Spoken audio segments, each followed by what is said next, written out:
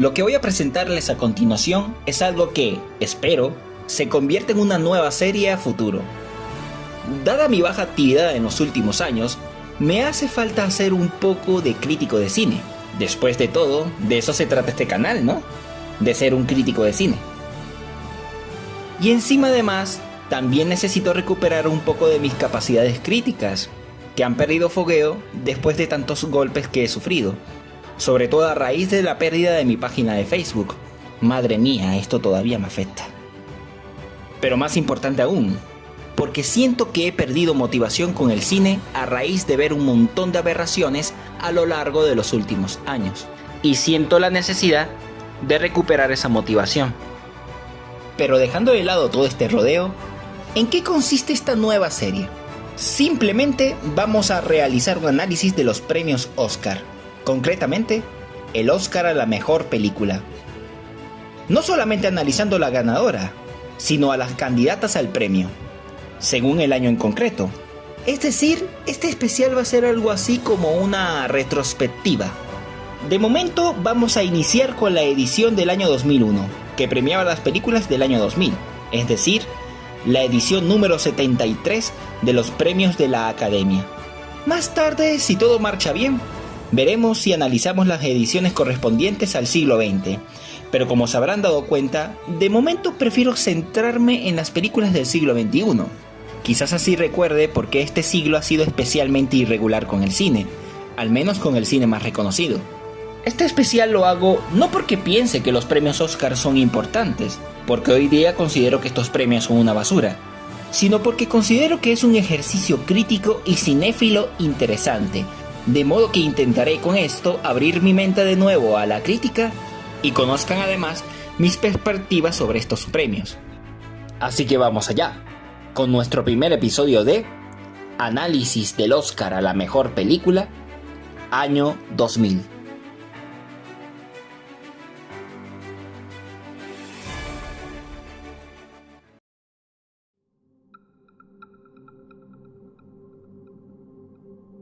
Candidata número 1.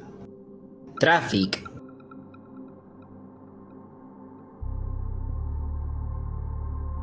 Esta película fue la favorita de los críticos en aquella época, sobre todo para los que se suelen quejar mucho al ver cuál fue la que ganó. ¿Qué pienso de ella? Pues, ¿cómo empiezo? La película en sí trata de contarnos varias historias paralelas bajo un mismo enfoque: la guerra contra las drogas. Tenemos varias historias. Una trata sobre un grupo de narcos en México y cómo lidian los policías del país contra ellos. Otra trata sobre la esposa de un traficante en Estados Unidos que es puesto a juicio. Otra sobre un par de policías que cuidan de un informante contra los narcos. Y otra de un alto funcionario norteamericano que no solo le toca luchar contra las drogas en su propio país, sino dentro de su propia familia. Todas estas historias terminan teniendo una relación entre sí más allá de la temática que aborda. Dicho de esta manera, la premisa hace parecer que el guión tiene ciertos niveles de brillantez, pero no es así. Una cosa son las intenciones y otra son los resultados, y Traffic es una película con una intención narrativa interesante, pese a no ser original, pero aún así con una ejecución fallida que hace que la narrativa de la historia sea un caos insoportable. Especialmente la historia ambientada en México, donde, a pesar de contar con muy buenas actuaciones, en especial las de Benicio del Toro, la narrativa es un desastre que hace que la película se sienta casi totalmente ininteligible.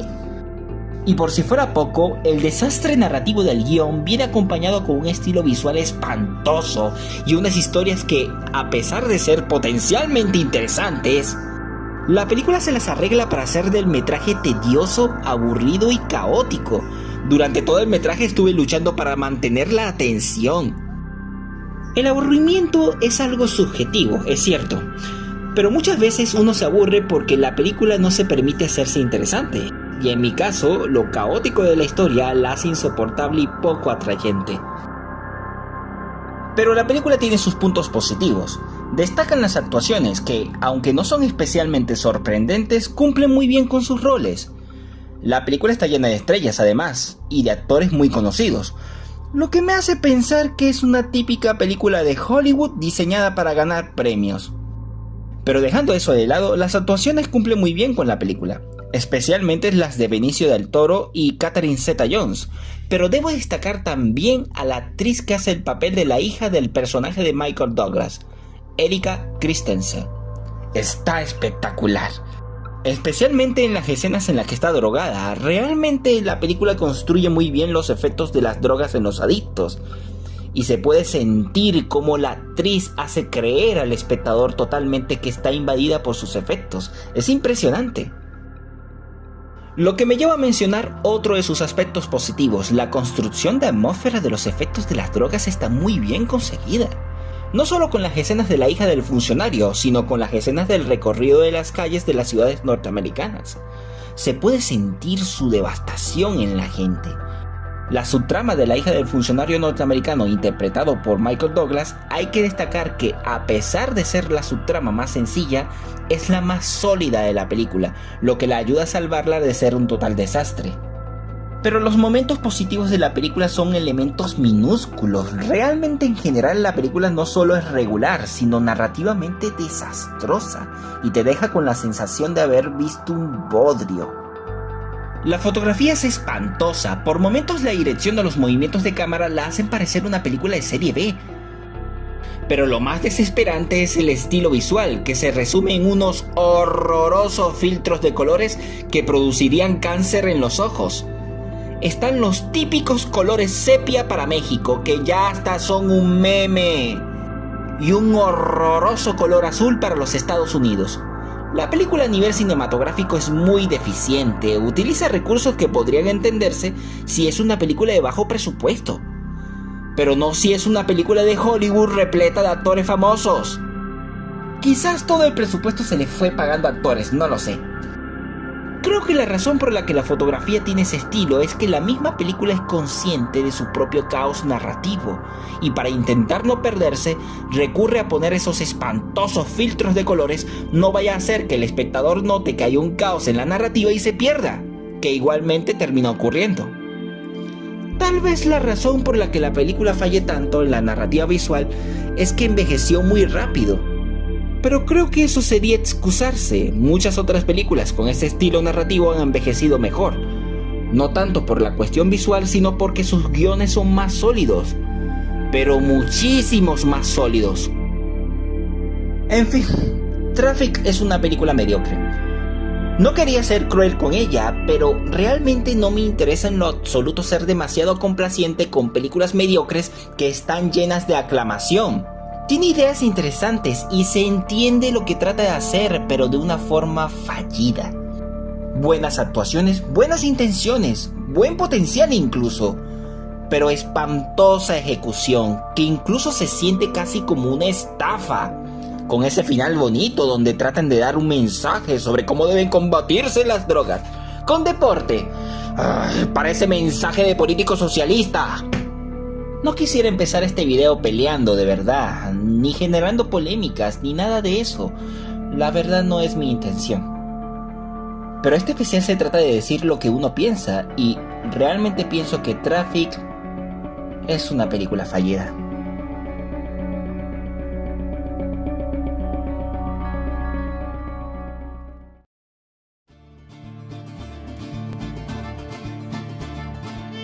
Candidata número 2. Chocolate.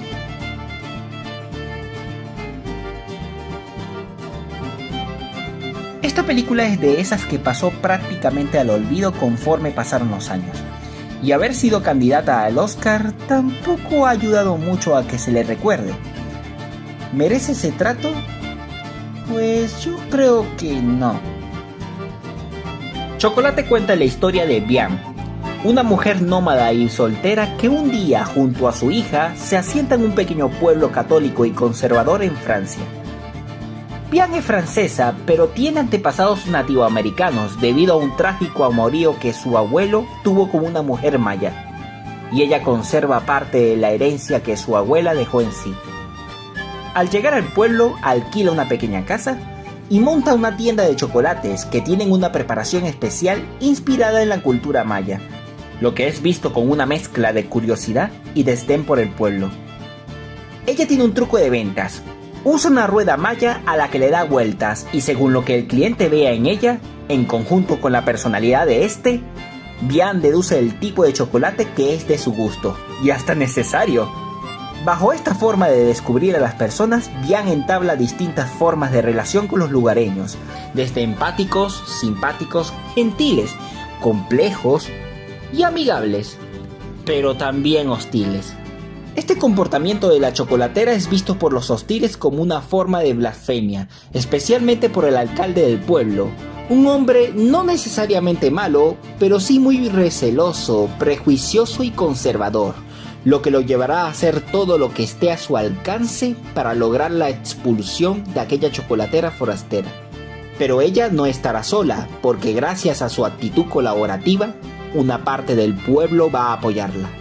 Visto de esta forma, Chocolate es una película genuina, cuya narrativa parece funcionar como un drama típico a simple vista, pero en realidad funciona más como un cuento, una ligera historia sobre las cotidianidades de un pequeño pueblo que de repente se ve enfrentado a un algo desconocido, pero atractivo. Ese algo desconocido ayuda al pueblo a desarrollarse mejor como comunidad. La película es encantadora, tiene unos personajes muy bien construidos y una historia envolvente que, gracias a su estilo casi como de fábula, permite que tenga características de una película de lo que llamarían para toda la familia.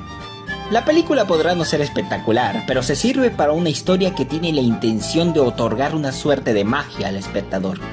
Y esto acompañado con un estilo narrativo que se refuerza en su forma de encanto, que desde lo simple construye una historia funcional y enternecedora, con un toque ligero de misticismo. Eso sí, una cosa que me hace gracia de esta película es que el desarrollo de guión construye un conflicto cuya finalización es literalmente el meme de "tranquilo, cómete un Snickers" y conflicto finalizado. Eso era todo lo que necesitaba el conflicto para solucionarse es chocolates.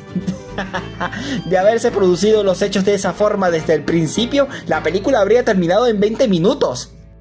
Una cosa que desentona un poco es la subtrama romántica. De hecho, la película en su época fue vendida como una película romántica. Y no es así, se siente más bien como una película juvenil, una película para niños. Pero volviendo a lo romántico, da la impresión de que el romanticismo está en la trama por mero relleno. Pero no voy a crucificar a la película por eso, y menos aún cuando las interpretaciones están muy bien. Aparece Johnny Depp en plena forma actoral. Creo que más allá de las tonterías que tiene la película, que realmente tampoco es que son para tirarla al piso, Chocolate es una buena película. Bien filmada y bien contada, sin ser una obra realmente extraordinaria ni nada del otro mundo, pienso que es una película genuina, que vale la pena visionar un día que deseéis ver algo que cuanto menos tenga plenas dosis de encanto.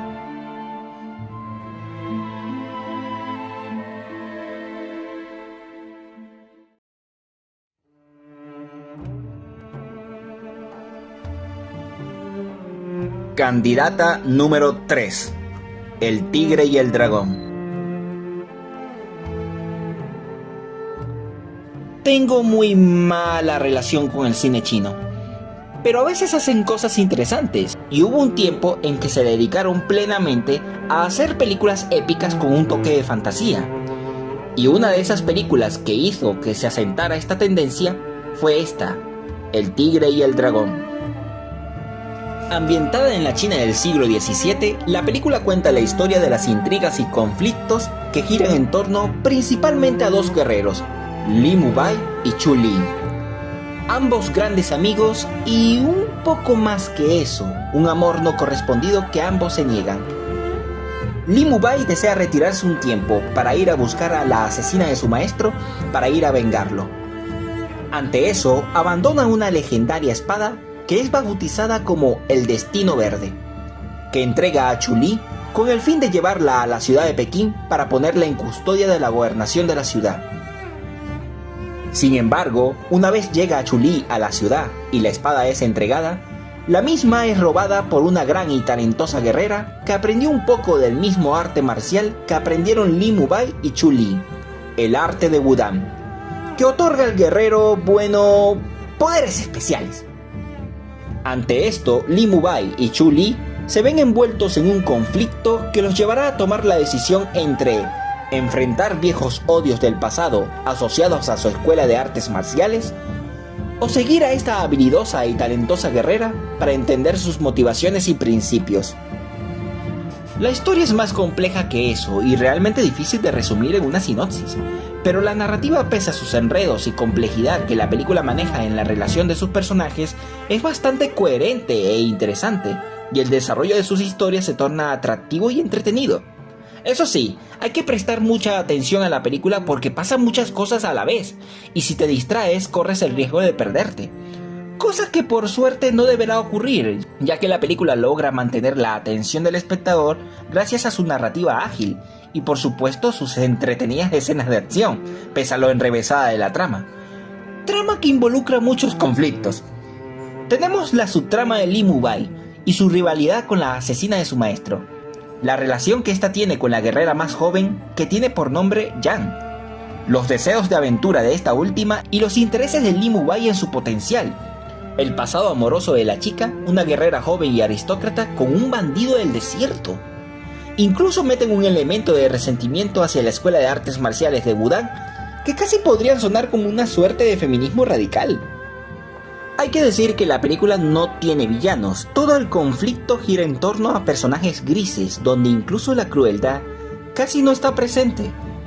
Pero pese a como suene, no se torna aburrido ni color de rosa, sino que más bien te hace empatizar con las motivaciones de cada uno de ellos en sus complejidades y demonios internos. El desarrollo de personajes es impecable, casi sin que el metraje se esfuerce demasiado en hacerlo. Simplemente presenta lo necesario en su desarrollo y la película se encarga de mostrar sus tormentos y deseos. Es una película muy hábil narrativamente, la verdad. Todo esto metido en la película con un guión efectivo que cuenta por demás con la ventaja de un gran despliegue de medios que la hace visualmente bien lograda. La dirección artística es notable, la ambientación es grandiosamente atractiva, con una gran recreación de la antigua China, y las coreografías de pelea supremamente entretenidas y bien filmadas. Al principio te cuesta tomártelas en serio por lo exageradas que son, con personajes volando, saltando, caminando paredes, caminando sobre árboles, caminando sobre el agua. Pero pese a eso, visualmente están bien logradas las escenas. Lucen creíbles a pesar de lo inmensamente fantasiosas que son. Tiene un poco de realismo mágico esta película. Y bueno, además contando con la ayuda de una excelente calidad visual gracias a su fotografía. Pero además la película se permite el lujo de hacerte ver cada detalle de los movimientos de los personajes en batalla, lo que las hace muy atractivas y entretenidas. Ya no se hacen escenas de acción como estas. En la actualidad, todas las escenas de acción parecen filmadas por camarógrafos que parecen todos sufrir de Parkinson. No te permiten ver nada. En esta te permiten ver cada golpe y movimiento con mucho detalle, lo que hace que no les quites la vista a las batallas. La película a nivel general tiene una gran dirección y eso se demuestra más en sus escenas de acción, dotadas de estética. Quizás como defecto es que no me convence demasiado al final, pero se puede entender la intención. Y a mitad de película tiene un ligero pelón en el desarrollo de su historia, asociado a la espada legendaria, pero no es un problema muy gordo. En fin, El tigre y el dragón. Es una película cuyo aprecio de mi parte ha crecido últimamente. En otro tiempo no le habría prestado la atención merecida, pero una vez la tomas en serio te encuentras con una gran película, muy bien dirigida y repleta de muy buenas interpretaciones, que ya de por sí es difícil de encontrar en el cine chino, con actores que hoy en día son muy reconocidos. No será perfecta esta película, pero es una excelente película que vale por completo la pena ver.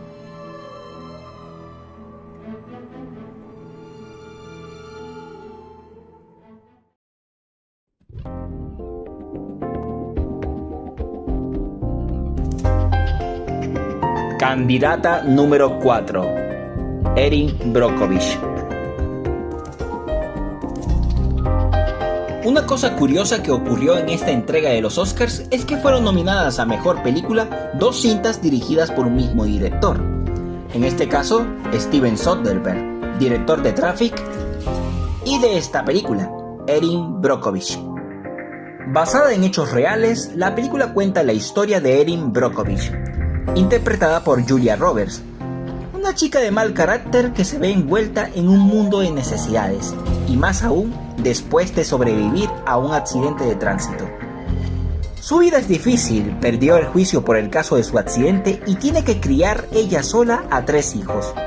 Después de ser rechazada en varios trabajos, obliga a su ex abogado a darle trabajo en su oficina como compensación por hacerla perder el juicio.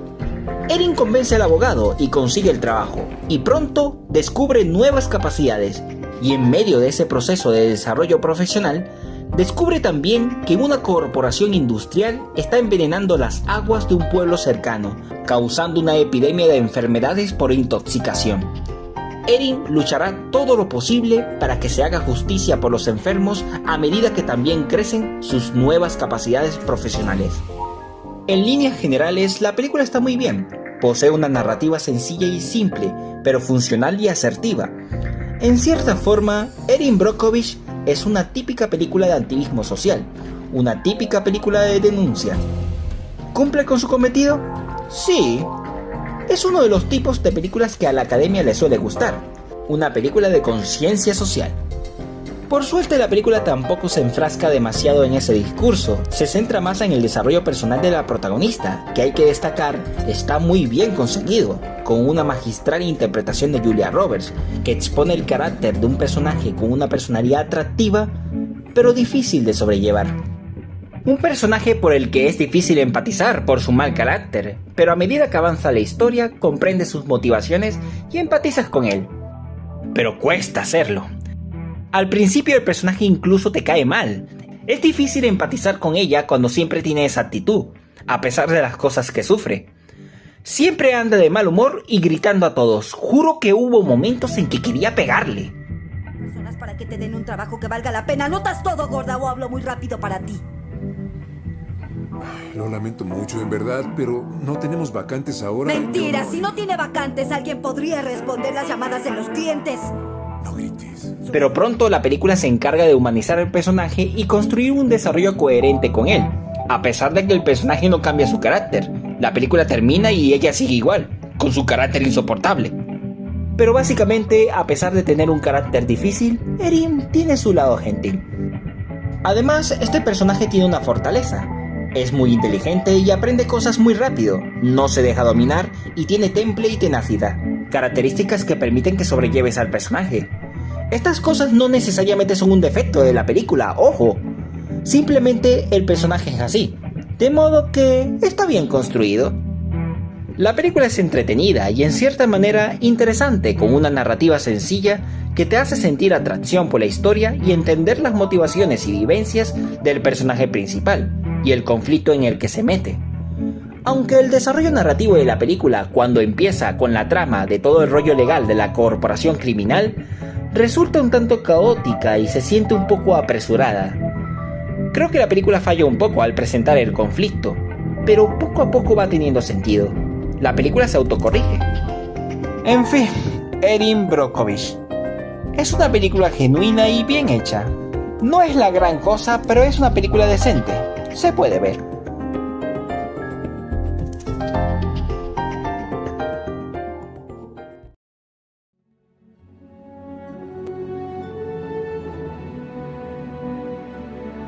Y candidata número 5, la ganadora, Gladiador.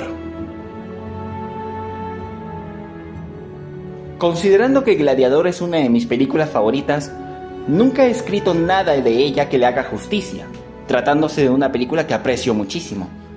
Hay tantas cosas que podría decir de Gladiador, y no estoy seguro si serían las palabras correctas, pero lo voy a intentar. Gladiador es una película que no necesita presentación. La historia del general que se convirtió en esclavo, el esclavo que se convirtió en gladiador, el gladiador que desafió al emperador, justo tal y como lo resume Commodus al final de la película. Bajo esta premisa, que no es original eso sí, ya se habían contado historias similares en el cine y de hecho se considera a Gladiador como un remake no oficial de la película La caída del Imperio Romano, del año 1964, dirigida por Anthony Mann. y se la ha comparado con películas como Espartaco de Stanley Kubrick y Ben-Hur de William Wyler. Sin embargo, aun si se le considera plagio, copia o lo que se les dé la gana, Gladiador usa premisas similares para contar una historia con su propia pasión y su propia esencia. El centro de nuestra historia es Maximus, el protagonista, personaje que funciona no solo como punto central de la historia, sino como su motor. Es uno de esos protagonistas que, en el cine de los últimos 30 años, posee el peso dramático enfocado en él, en una época donde los secundarios suelen robarles el peso dramático a los protagonistas principales, e incluso su protagonismo. Y eso a pesar de que esta película cuenta con personajes notablemente bien escritos, como Commodus. Pero Maximus es un personaje que lleva todo el peso del desarrollo dramático de la historia, donde a través de su puesta en escena nos expone las vivencias del personaje, donde el mayor de los centros de su enfoque narrativo se basa en la necesidad de Maximus de tener una vida plena, realizada, tranquila y junto a su familia, con su honor e integridad intactos. La película gira en torno en cómo Maximus pierde todo eso, a raíz de los viles egoísmos, envidias e intrigas del poder, lo que lo lleva a una vida de resentimiento que, eventualmente, terminará en una reivindicación después de haber pasado por largos tormentos, donde Maximus básicamente estaba a punto de resignarse a ser un mero objeto de explotación, y pasa de eso a convertirse en un hombre que recupera su honor, que lo lleva a finalmente a transitar a la siguiente vida, a reunirse con su familia, plenamente tranquilo y consciente de haber tenido una vida íntegra. Como lo dije en otra ocasión, Gladiador es una película sobre el honor, y no sobre la venganza, como superficialmente parece dar a entender la película. Gladiador es una película que va mucho más allá de la simple y banal idea de la venganza. Toda esta construcción narrativa que la película nos ofrece sobre la historia de nuestro protagonista nos permite ver una película que, en medio de la épica y las intrigas que superficialmente se observan, entrega facetas dotadas de belleza y poesía en sus imágenes, donde la cinta se permite incluso cruzar los umbrales de la mística y la trascendencia, dándole no solo belleza a su puesta de escena, sino cierto nivel de profundidad y espiritualidad, como por ejemplo las escenas de las visiones de Maximus en vísperas de su desenlace, que refuerzan este concepto. Todo esto acompañado de un guión que cuenta la historia de forma brillante, donde la película se permite hacer juegos escénicos narrativos, en medio de una historia que ya está bien contada, que enriquecen la belleza y poesía que acompañan la mística que transmite la película, acompañada además de notables actuaciones que interpretan personajes memorables. Russell Crowe está quizás en su mejor interpretación, pero lo acompañan verdaderos pesos pesados como Joaquin Phoenix interpretando a Commodus, otro que también está en una de sus interpretaciones más recordadas, y Richard Harris como el sabio emperador Marco Aurelio. También cabe mencionar a Connie Nielsen como Lucila y un entrañable Jimon Houso como el gladiador que se convierte básicamente en el mejor amigo de Maximus, entre otros más personajes que hacen gala de un grandísimo complemento para la historia y hacen una gran contribución a su desarrollo. Todo esto sin mencionar la dirección artística, que es espectacular. La película consigue con esto meterse en tus ojos y con ello expone una muy buena y hasta grandilocuente ambientación de la época romana, ayudados por su fotografía, que contribuye a brindar planos inolvidables que ayudan a su narrativa visual, sobre todo a la hora de mezclar los elementos y luces naturales con las reconstrucciones digitales que permiten ver a una Roma más auténtica y viva como nunca antes se había visto en el cine de este género. Y por supuesto, ni olvidemos la banda sonora de Hans Zimmer, en uno de sus definitivos mejores trabajos de su carrera. Una magnífica banda sonora, dotada no solo de épica, sino de magnificencia. La película, eso sí, no es perfecta. Posee un montón de errores de filmación que, una vez los notas, es difícil olvidarse de ellos. Este tipo de cosas son normales en el cine, pero me da la impresión de que en esta película son bastante graves y notables. ¿Qué carajo hace una bombona de gas ahí? ¡Coño, la señora de los jeans! Otro aspecto negativo que considero más bien subjetivo que importante es su rigor histórico, donde la película prácticamente no tiene rigor histórico. Casi todo lo que aparece en ella es incorrecto con la historia, por no decir todo. Por lo que recomiendo no tomarla en cuenta como película para aprender historia, ni se les ocurra. Simplemente valoren la película por lo que es, una gran película. Así que, olvidando esos detalles, que tampoco es que sean cinematográficamente destructivos, esta película es una auténtica obra maestra, y si no lo es, por lo menos está bastante cerca. Gladiador es una película maravillosa, dotada de excelencia en casi todos sus aspectos, y cada vez que la veo, nunca dejo de disfrutarla. Diría más cosas de esta película, pero para no alargar el video, lo dejaremos hasta acá. Ya hablaré de ella con más detalle en otra ocasión, si se da. Una de las películas más apasionantes que he visto, y por demás, una de las que más adoro.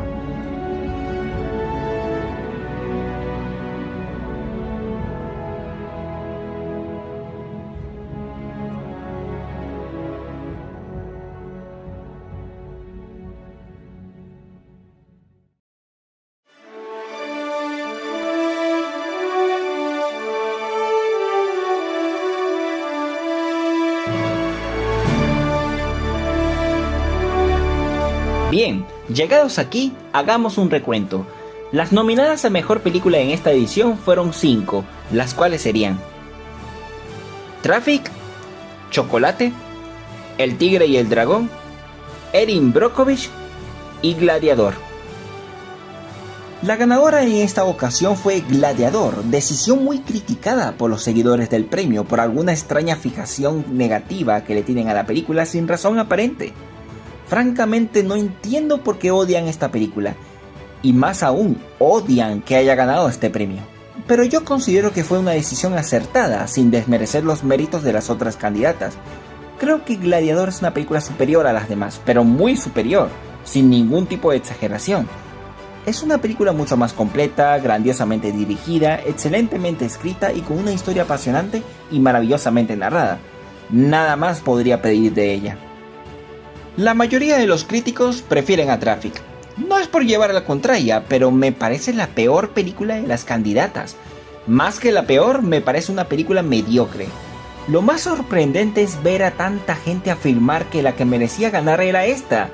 Supongo que esa es la esencia de los Oscar, que siempre ganen películas mediocres. Eso explica las protestas por las que Traffic no haya ganado.